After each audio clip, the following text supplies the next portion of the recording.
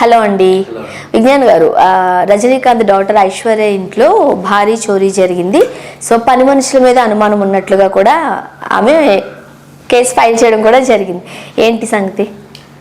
నిజం ఉండొచ్చు, అబద్ధం ఉండొచ్చు, కానీ ఏంటో వింటే ఒకసారి అంటే పోయిన బాధ ఒకటి, పాపం పని వాళ్ళని కూడా అంటే ఇంకో బాధ వేస్తుంది. అంటే తెలియదు నిజంగా వాళ్ళు తీసారో లేదో.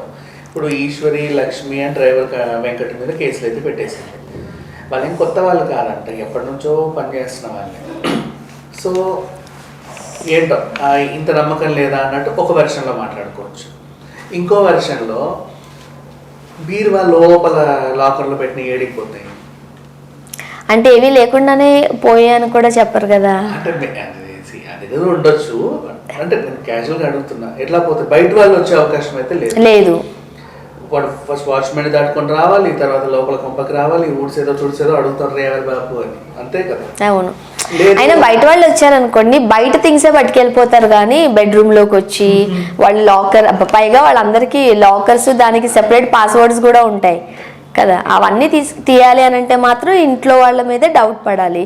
సో దాని ప్రకారం చూసుకుంటే ఐశ్వర్య చేసింది కరెక్టే కదా. అది కూడా నిజమే, కాకపోతే కొంచెం ఒకటి రెండు సార్లు చూసుకొని నువ్వు ఇంకెక్కడన్నా పారేసుకోవచ్చు కదా. అది అంటే సరే లేదు, అది పెళ్లి నగలు అంట, ఇక అవి ఇంకో దగ్గర పాడేసుకునే స్కోప్ అయితే లేదు.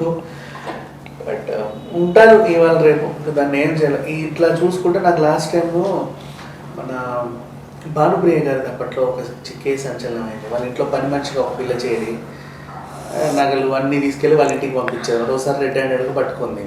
పట్టుకున్న వాళ్ళు అడిగి ఏం చేస్తున్నావు అని అడిగేసరికి వాళ్ళు ఉల్టా అయ్యి, భానుప్రియ గారు మా అమ్మాయిని వేధిస్తున్నారు, అదేంటిది ఇక్కడే పని చేయాలి నువ్వు అని చెప్పి గృహ నిర్బంధం చేశారు, నేను చెయ్యను మా ఇంటికి వెళ్తాను అనేసరికి నా మీద దొంగతనం అంటగట్టారని చెప్పి వాళ్ళు రివర్స్ డ్రామా వేశారు.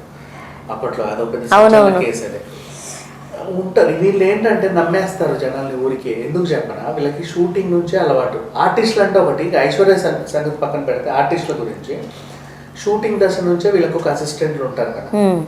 అసిస్టెంట్ ఆ రోజు నా అసిస్టెంట్, నువ్వు ఇచ్చేది 200, 300, 500, కానీ వాళ్ళకి పూర్తిగా నమ్మేస్తారు. ఆ రోజు అన్ని తీసేసి, ఇప్పుడు షూటింగ్ రెగ్యులర్ గోల్డ్ ఉంటాయి కదా మన అన్ని తీసేసి వాడి ఫోన్లతో సహా వాడికి ఇచ్చేసి ఇక్కడ ఏ మేకప్ అది వేసేసుకుంటారు. వాడు అఫ్ కోర్స్ నీ చుట్టే తిరుగుతాడులే ఉన్నంతసేపు, కానీ చెప్పలేము ఏంటైనా కానీ. అంటే ఆయన నమ్మకస్తుడు అంటే కాదు. ఆ అబ్బాయి యాక్చువల్గా చెప్పాలంటే సమ్ టైమ్స్ వాళ్ళు ఎవరో కూడా మనకు తెలియదు. రోజు కూడా వస్తూ ఉంటాడు. అవును, నేను రావట్లేదు వీడిని పంపిస్తున్నా చూడండి, మీకేం ఇబ్బంది ఉన్నాడు, మా వాడే బాగా చూసుకుంటాడు, చూసుకుంటారులే అంటే నేను వాళ్ళని అనట్లా తప్పని. బేసిక్ అన్ని ఇచ్చేస్తారు, అట్లా అలవాటు అయిపోతుంది వీళ్ళకి. అండ్ అలాగే మన షూటింగ్ వాళ్ళకు ఉన్న ఇంకొక ఇదేంటంటే, రోజు 10 సినిమాలు చేస్తారు. ఆర్టిస్టుల గురించి 10 సినిమాలు చేస్తారు, 10 రకాల నగలు, 10 రకాల జ్యువెలరీలు పెట్టుకుంటారు కదా. అందులో గిల్ట్, ఇప్పుడు కాస్ట్యూమర్ ఇచ్చేవైతే గిల్ట్ ఉంటాయి, వీళ్ళవి కొంచెం ఉంటాయి, కానీ అలవాటు ఒకటి ఉంటుంది చూసావా, అన్ని కాగానే తీసేసి పెట్టడం. అట్లా నిజంగా ఏదైనా ఫంక్షన్కి వెళ్ళి వచ్చినా కూడా అప్పుడు ఒరిజినల్ పెట్టుకుంటారు కదా, అవి కూడా అలా తీసేసి అట్లా పెట్టడం అలవాటు ఉంటుంది.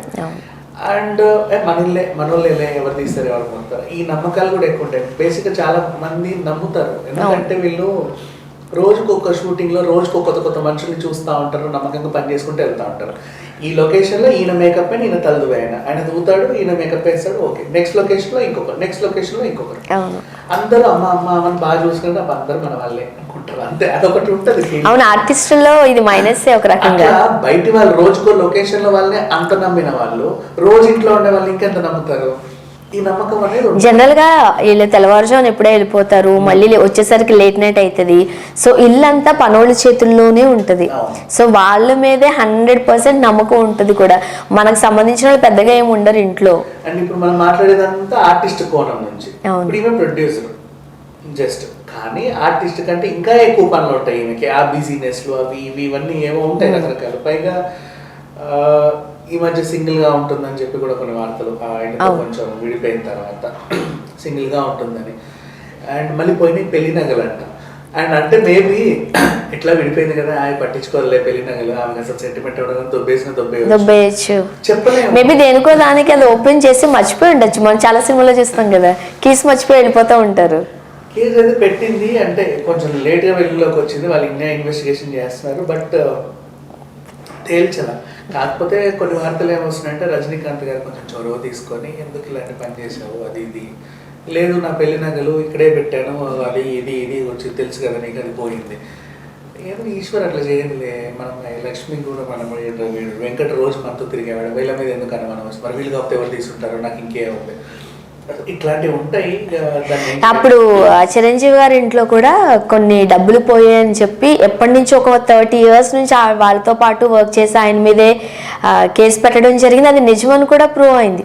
జనరల్గా ఎంత నమ్మకం పెట్టుకుంటారో ఒక్కొక్కసారి ఆ నమ్మకమే కొన్నిసార్లు ఉంటాయంటే వాళ్ళకి ఏం కావాలో తెలియదు. ఈవిడ కూడా మేబీ అట్లా కూడా అయి ఉండొచ్చు. ఇంకో రకంగా చూసుకుంటే ఈమె కూడా ఇప్పుడు సపరేట్ అయిన తర్వాత కొంచెం డిప్రెషన్ ఫ్రస్ట్రేషన్ తయారైంది. ఉన్నది లేని దానికి అరవడం, ప్రతి చిన్న విషయానికి కరవడం, అంటే ఉన్నా లేకున్నా అది విషయం ఉన్నా లేకున్నా విసుక్కోవడం, ఎప్పుడు ఆనందంగా పలకరిస్తారో తెలియదు, ఎప్పుడు కోప్పడతారో తెలియదు, ఏం తెలియదు. వీళ్ళు కూడా మనమే కదా అన్న మనల్ని అంటారు, దగ్గర తీసినా మనల్ని తీస్తారు, ఏముందిలే అని చెప్పి వాళ్ళు అడ్జస్ట్ అవ్వడం. ఇలాంటి వాళ్ళు ఉంటే పర్లా. ఇదేంటి ఈ మధ్య బాగా కరుస్తుంది బాగా ఎక్కువ అయిపోయింది ఉండు దీని సంగతి చెప్పాలి అనే వాళ్ళు కూడా ఉంటారు. ఎన్ని రోజులని పని చేస్తాంలే ఒక్కడ పట్టుకుని వెళ్ళామంటే సెటిల్ అయిపోవచ్చు అనుకునే వాళ్ళు కూడా ఉంటారు. కొన్నిసార్లు ఇవి వికటిస్తే ఎందుకు చెప్పనా, షూటింగ్ వాళ్ళ ఇంట్లో మోస్ట్లీ 90% గిల్ట్ నగలే ఉంటాయి. బంగారు ఏ మూలకో ఎప్పుడో ఉంటాయి. అంటే ఈవిడ పెళ్లి నగలో లేకపోతే ఇంకేదైనా ఫంక్షన్ లేకపోతే వీళ్ళు ఇష్టపడి కొనుక్కునే 1-2 ఉంటాయి. తప్పితే ఎందుకంటే రోజు కూడా మార్చాలి కదా, రోజుకి ఇంత ఏవో వేసుకోవాలి. అవన్నింటిలో కెంపులు వజ్రాలు నగలు అంటే ఇక క్వీన్ ఎలిజబెత్ కూడా పనికిరాదు వీళ్ళ ముందు, అన్ని నగలు ఉంటాయి. కానీ కొన్ని సెపరేటెడ్ గా వాళ్ళకు ఉంటాయి. Diamond set. ఈ హోమ్ టూర్ కల్చర్ వచ్చిన తర్వాత అంటే ఇప్పుడు ఈమె గురించి అనట్లా, జనరల్ గా జరుగుతున్నా. మొన్న ఉదయభాను గారు కూడా ఆమె ఛానల్లో ఇవి నా నగలు అని చూపించింది. మొత్తం ఇక్కడ కొన్నాను అక్కడ కొన్నాను అని చూస్తుంటాడు.